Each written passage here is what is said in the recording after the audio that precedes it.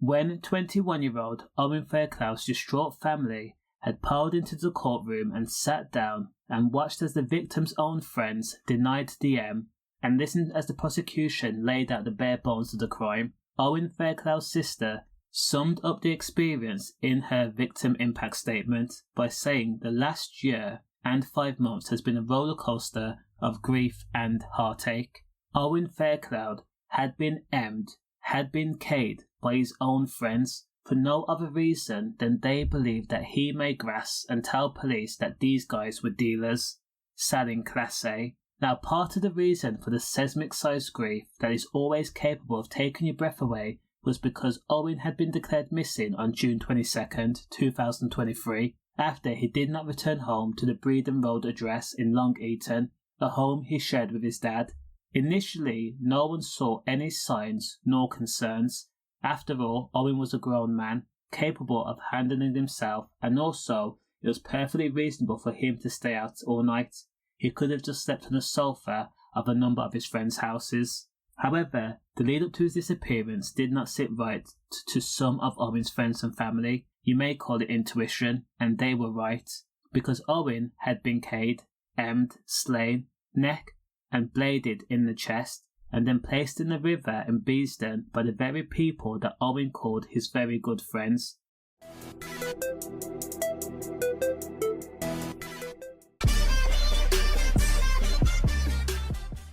According to the prosecution, this incident was pre-planned.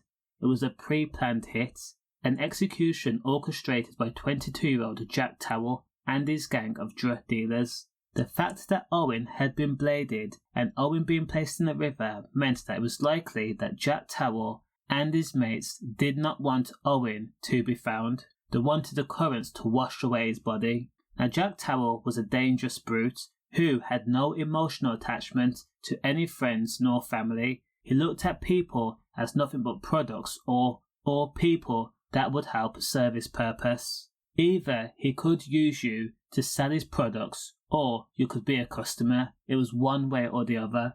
But friends, that was not a term that Jack liked. Now, Owen's own downfall was that he had a criminal record and was said to be a dealer too. Yet he classed Jack Towell as a good mate. I mean, they would take drugs together and also drink and go out partying.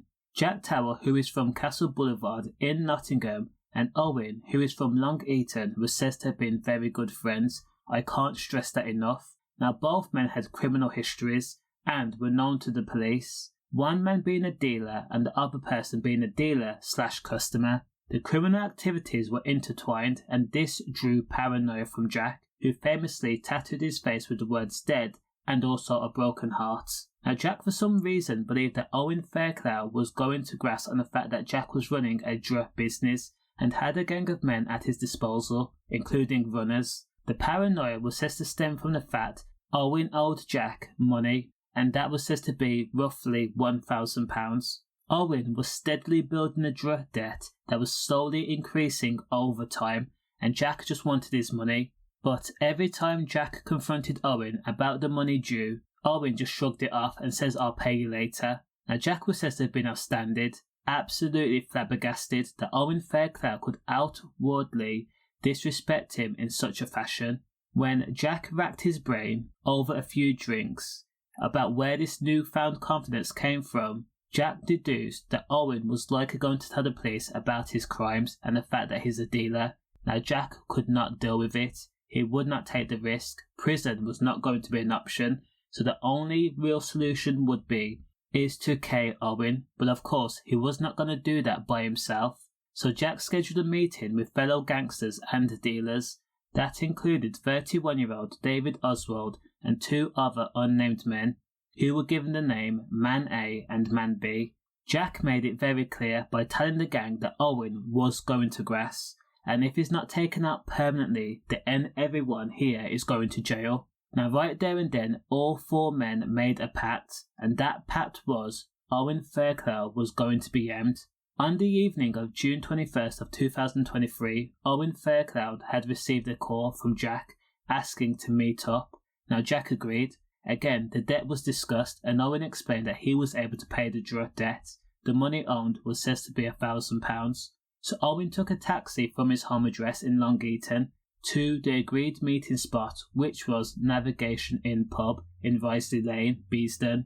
Once Owen arrived at the pub, he then phoned Jack after Jack was nowhere to be found. Jack says he was nearby, so Jack then directed Owen to a secluded area near the pub where it says that they were going to share some dre. Now Owen had no idea the M squad that consisted of Jack Towell and David Oswald and a third man, Man A, had already assembled, and they were literally just waiting there. Owen had literally tread along the path towards his own death. Now Jack Towell and the two other gangsters had lurked in the darkness as Owen approached a little before midnight, roughly 11:30 p.m. Now Man A was said to have at least 2 blades on him, including a samurai that was kept in a bag. Now it's not known what happened next, but the fact is Owen had been grabbed, he had been struck repeatedly, and his neck had been side to side, and it was open and red and brutal, and then he was bladed in the side of his stomach.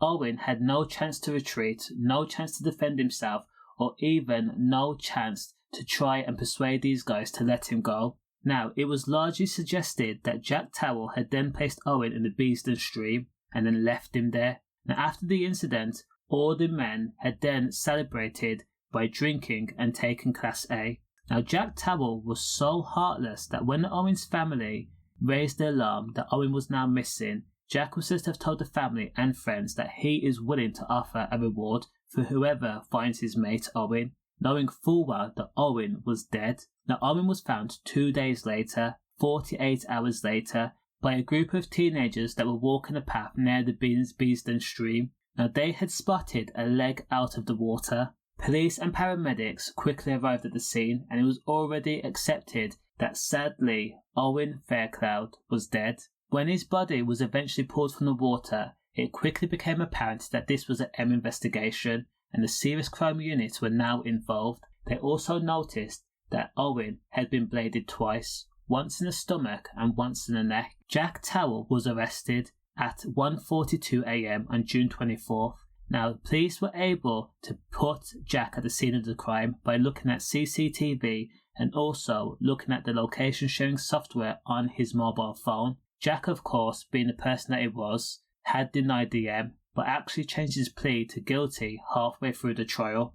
As for Man A, he folded and shifted the blame where possible to Jack, saying that although him, David Oswald, and Jack had travelled together, Jack left the men, saying that he was going to make a sale nearby. David and Man A stayed behind, and they passed the time by taking dre and also drinking. Now Jack Towell, who pled guilty during the trial, was told that he would serve at least 30 years in jail before being eligible for parole. As for David Oswald, who was found guilty by all members of a jury, he was told that he would serve life too, with also a minimum term of 26 years. The 23-year-old, who's only been called Man A, who's from Long Eaton, was also found guilty through a unanimous verdict and was told that he would have to serve 29 years in jail. And as for Man B, who's 28 years old from the Nottinghamshire area, he was found guilty by 10 of the 12 jurors in a majority verdict. Even though he was not at the location at the time of the M, he was told that he would be jailed for life too, with a minimum term of 25 years. And again, plain and simple, these guys aimed their own friend over the prospect that Owen Fairclough was going to grass on them. And this was something that was made up in Jack's own head. Condolences. Stay safe. Safe.